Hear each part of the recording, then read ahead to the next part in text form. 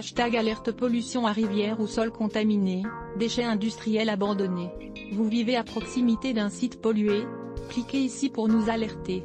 L'agrainage est une pratique courante pour certains chasseurs. Il s'agit de nourrir le gibier en pleine forêt. L'objectif, leur donner à manger pour les empêcher d'aller dévorer les cultures environnantes.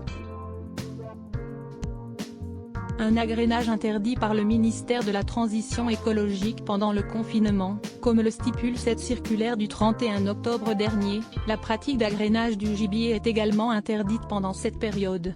Pour le gouvernement, en plein hiver, les cultures ne sont pas menacées, il est donc inutile de nourrir les nuisibles. Un avis partagé par Gérard Bédarida, président de l'Association nationale des chasseurs de grand gibier. En 2014, il a mené une étude sur cette pratique, et il conclut que l'agrainage favorise même la reproduction des sangliers. L'agrainage d'hiver ne contribue pas à la réduction, il peut, dans certains cas effectivement, contribuer à son augmentation ou à sa survie. Donc c'est pour cela qu'il a été interdit cette année.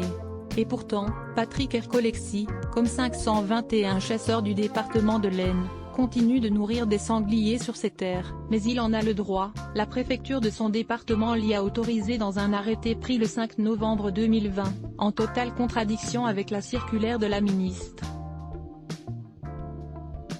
2 fois par semaine, il sort donc son 4x4 pour éparpiller du maïs.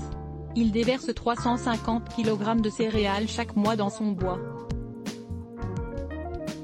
Et il a même des machines qui le font à sa place, des agrainoirs automatiques. Je la programme une fois tous les jours à 6 h du matin, ça tourne pendant à peu près 10 secondes et vous avez 3 à 5 kg de maïs qui tombent. Il faut absolument tenir les animaux dans les endroits où ils vivent.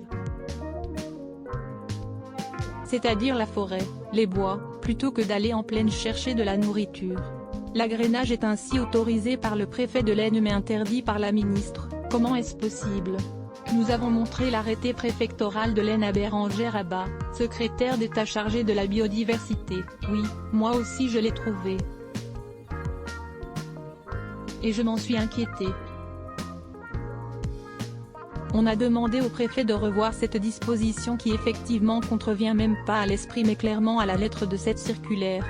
Nous avons sollicité la préfecture de l'Aisne, qui ne nous a pas répondu. D'après Bérengère Abba, l'arrêté du préfet devrait être modifié dans les jours à venir. À lire aussi sujet associé les blocs ADS. Why ?